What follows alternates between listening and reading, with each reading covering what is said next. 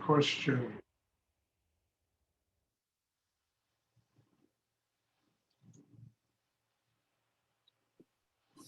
Does anyone have a question?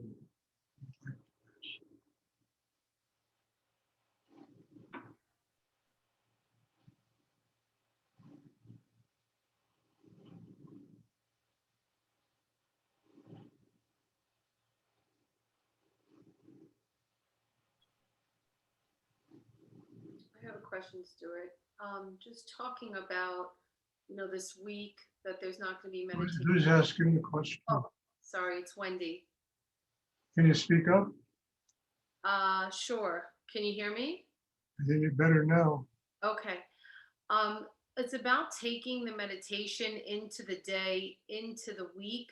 Could you just talk a little bit about really utilizing this energy in a good way and holding it and taking it into this next week that you're not going to be here? Yeah. Yes. Okay. Look, I say it almost every class. I'll say it again. It's not like some intellectual exercise that you can plot out a map of how to use this energy. What it amounts to is that our responsibility is to build an inner life that is strong enough to allow God, higher energy, spirit to use us. We have to let it be. You understand? We can't plan out ways of using this energy because it's just not going to work. Because all of that is in the mind. It's really limited to human understanding. What we're dealing with is energy that is infinite in the universe. Our responsibility and the reason we do meditation, is to build an inner life that is strong enough so that we can organically allow that higher energy to guide us. We become a living example, of God's energy on the earth. And this is not some platitudinal type fairy tale, living. You understand? It's real. That energy will get you so in touch with reality, and it'll really enable you to build that kind of an inner life that allows that energy to work for you that way. I mean, that's how this whole process develops in a human being. But we have to do our part. Our part is building an inner life that is strong enough to do what I'm talking about. Once you build an inner life like that, this whole process is just organic.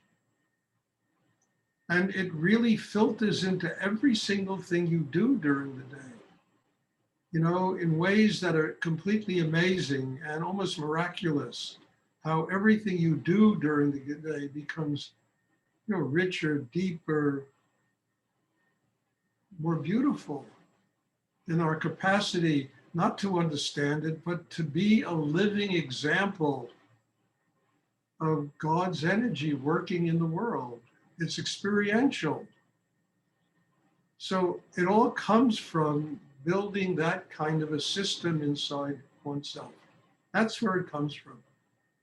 It doesn't come from religious beliefs. It doesn't come from, it's like the advice of Kala Rinpoche, don't be a Buddhist. And he was one of the highest Tibetan Buddhists I'd ever met.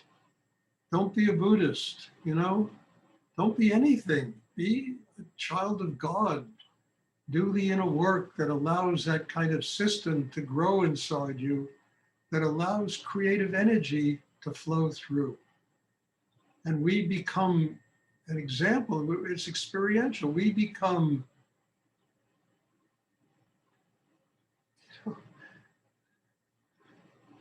a vehicle through which God's energy, spirit can flow. And this is a very difficult thing because we're trained from the earliest time of our life to do everything in accordance to what the mind understands. And there's nothing wrong with the mind, when it's used consciously. But, mostly it's not used consciously. It's used in a means of trying to rationally figure out what this world is all about. And it really leads to a dead end. It goes right to the grave. What I'm talking about goes to infinite energy in the universe. It's the soul marrying the universe, a oneness with higher energy in the universe. To attain that oneness, we have to attain a state of nothingness inside ourselves. We have to surrender everything. And that basically is what this meditation is for. It's to build that kind of inner life. It's not to create swamis and yogis and this, that's all bullshit, you know? It's to create an inner life for a human being that is strong enough for them to be a vehicle through which God's energy flows.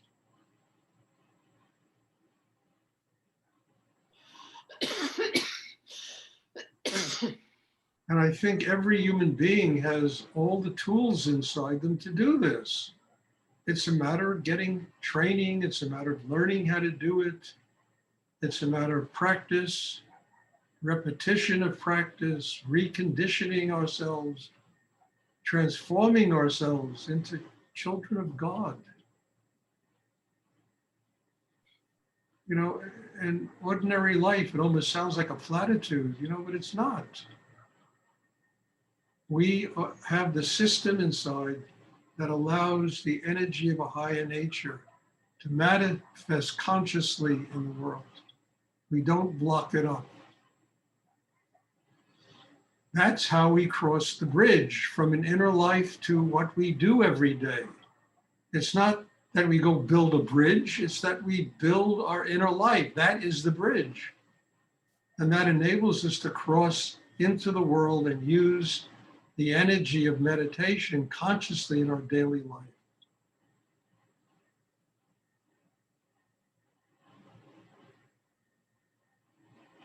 And I talk about this constantly, because it's absolutely an essential ingredient, and it's something everybody forgets. They forget. And it's why Rudy developed this exercise. He didn't develop this exercise to get disciples. I used to complain about them all the time. He developed it to pass on a means for people to do what I am talking about, to build that kind of strength inside themselves, that they become a vehicle for God's, a conscious vehicle through which God's energy can flow into the world. Generally, there's so many obstructions in people, there's so much static in people, that the energy flows through them in a completely frazzled way.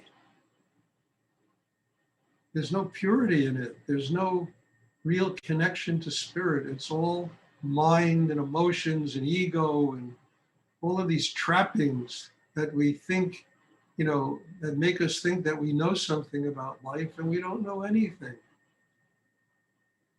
And the whole point is not to know anything about life, it's to allow it to be living experience. That's how the energy of this meditation will manifest in the world, depending upon how strong a system people build inside themselves. And the more profound the system, the stronger the chakra system is, the more of this energy can flow through you in a conscious way.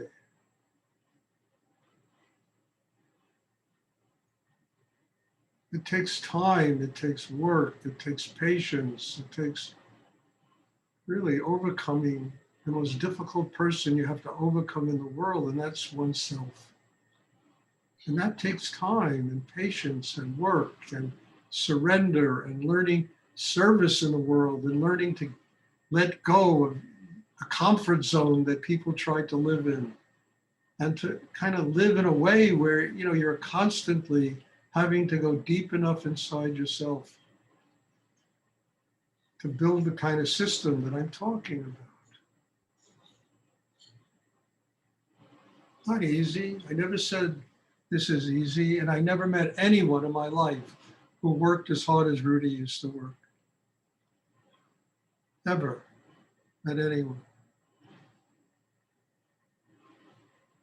And it made a very profound impression upon me.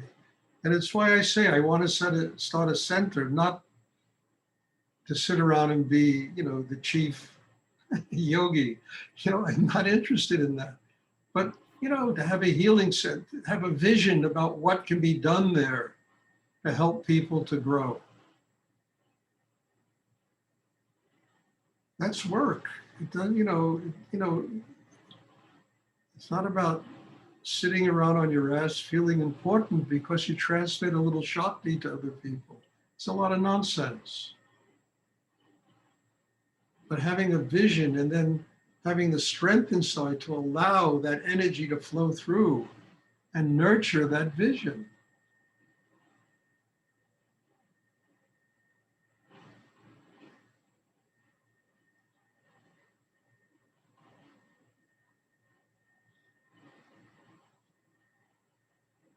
And it's fun, it's joy, it brings wonderful people into your life.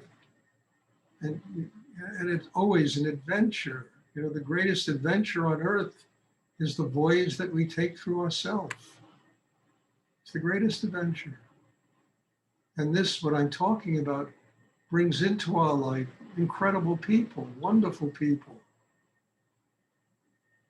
It also brings some strange people, But then there's always something strange in every human being that's going to attract light and dark, But the inner strength enables us to deal with both of them without ever not serving higher energy in the universe.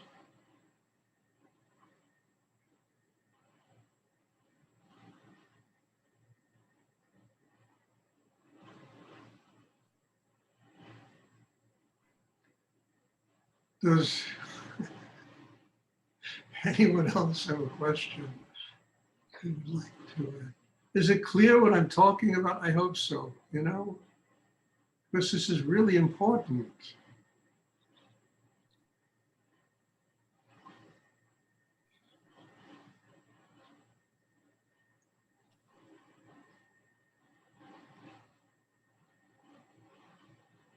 You don't ever have a spiritual life living in a comfort zone. It won't happen.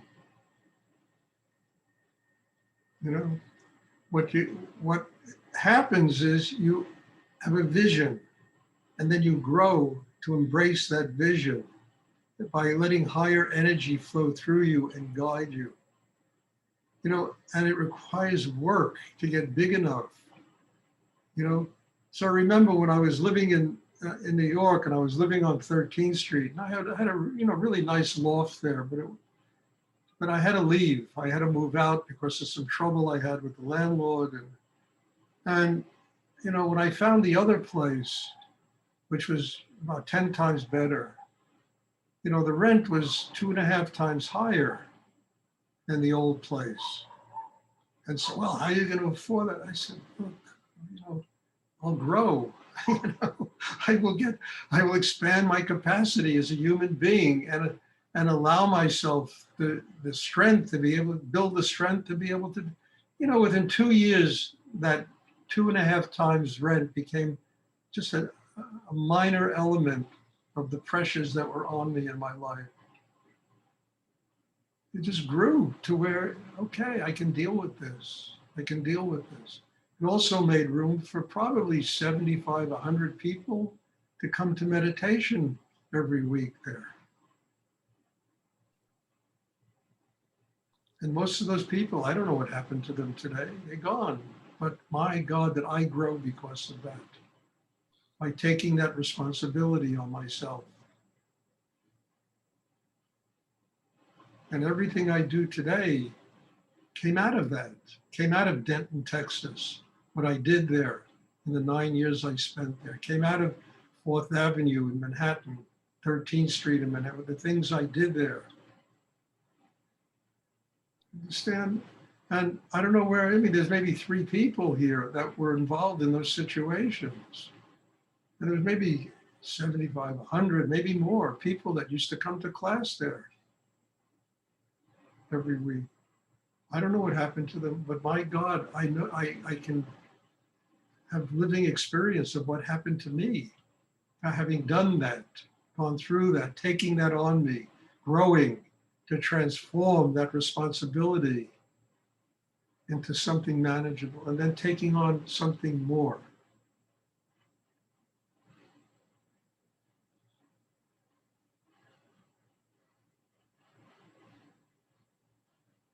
All of this is part of the way you transfer that inner energy to living in the world.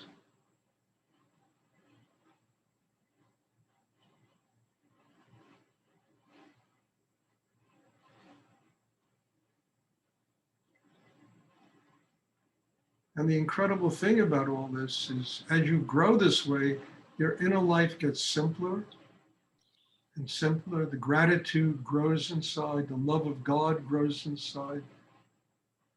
You know, even the love of people grows inside from how much one learns from having been involved with so many people in their lifetime.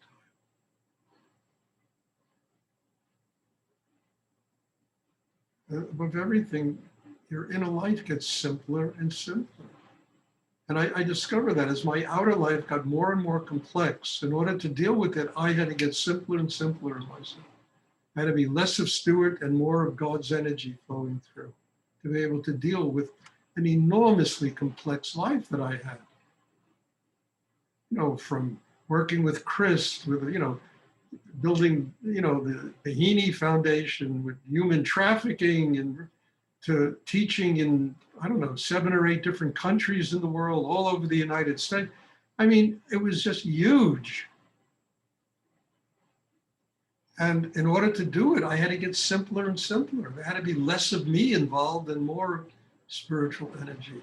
And that test enabled me to get closer and closer to God, because that was the only place I could go to get the energy to do all of it, everything that I was doing.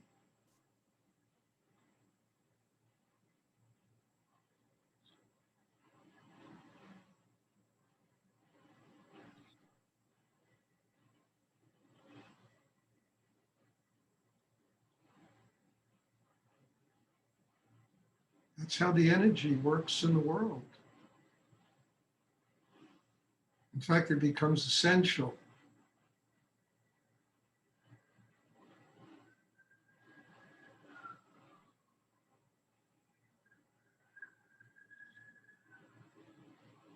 Does anyone else have a question they would like to ask?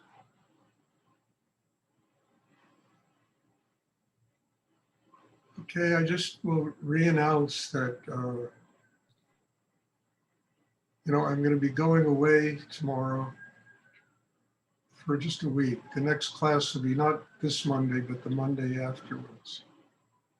You know, I just kind of need to get away from the computer for a while. So I'm going to take a little vacation. I'm going with a few students of mine. You know, there'll be classes in person, which I think will be very terrific.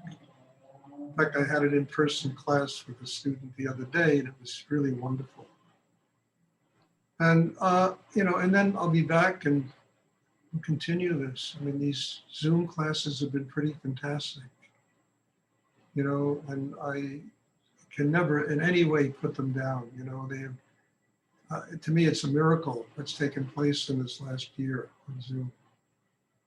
And one of the best parts of that miracle is not only my growth, but seeing the growth that's taken place in many of you because of these classes. So I'll be gone for a week. Another thing is that I'm not sure I'm going to be doing the birthday retreat, you know, because right now I had 19 people, 2 of them backed out, and 3 of them are not vaccinated. And I have a really difficult time with being responsible for people coming that aren't vaccinated. Keep reading about this Delta variant and all this crap that you read about. And I don't want to take that responsibility on. I don't want people to get sick. There are going to be other people at this place and we're not part of our group and eating in the same, you know, dining hall. And I just don't want that. So right now there's about 14 people, and I need to get at least 20 people to come. And if I don't have that, I don't want to make the effort to do it. So we'll see what's going to happen between now and the 1st of July. And, if more people want to sign up, you're welcome, and maybe we will do it. I don't know. I'm not trying to make people feel guilty. I'm just telling you what the situation is. That's all. And the people that are not vaccinated, all of you are really deeply in my heart. And I'm not trying to put people down for not being vaccinated, because frankly, I was anti-vaccinations for 20 years. I never did that. But when I read about these things going on in the world and people, this Delta thing, which is probably 10 times worse than the other COVID, and I said, what? Either the news is making this up or it could be something terrible. And I don't want that terrible thing to happen to anybody because I'm holding a retreat. I don't think that's a way for me to serve God. And all of you are in my heart, every one of you, the ones that are vaccinated, the ones not vaccinated. I'm not interested in that. But at the same time, I have to be very conscious about what I'm doing and responsible, not only to myself, but to all of you. And to also people that are other people. I mean, there's always 100 people there from different groups and places, and God knows what they bring with them. And even if people get tested, it doesn't mean you're not going to get it from somebody who's there. Vaccination, at least if you get it, it's like a little flu you're going to get. It's not going to be a big problem. So this is what's going on. If more people sign up, I'll be happy to relook at it, but that's what's going on right now. So I will, let you know what's going to happen. And what's the other? Oh, the other thing, probably sometime after my birthday, I'm going to take a trip for about 10 days, because I want to go look at a place where I think there's a possibility of really opening a center, where the rent is not going to be insane, and we can get a place that's big enough to have a center, so, there's a lot of things going on in my life right now and a lot of major changes that are taking place right now. So we'll see what's happening, I mean, I'm full of joy and vision, and I'm very grateful that these things are happening. And I'm just trying to share it with all of you. And hopefully if I do build a center somewhere or have that, people can come and, come for a week, 2 weeks, a month, half a year, and get training in this meditation, not via Zoom, but life training, in-person training. Does anyone else have a question they would like to ask?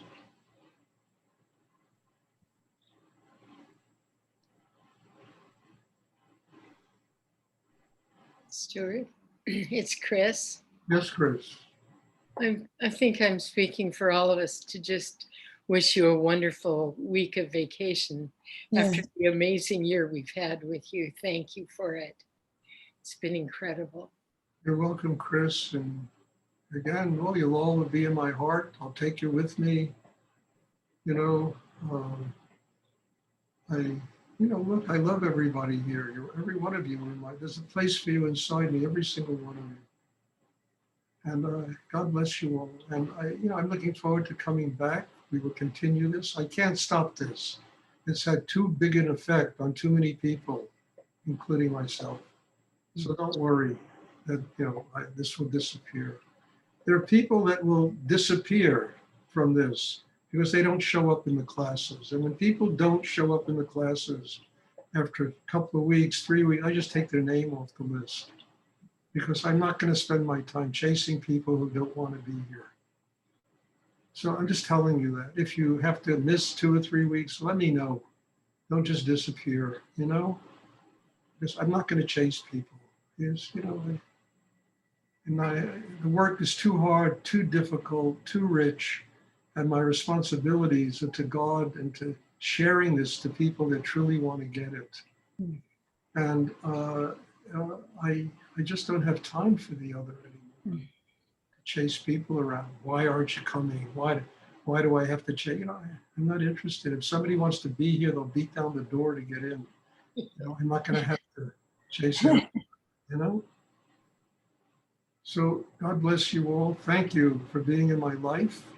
And thank you for this incredible Zoom thing that we've done this last year. And I guess like any occupation, you got to take a vacation. Good. So bless you. Thank you. And I will see everybody the following Monday.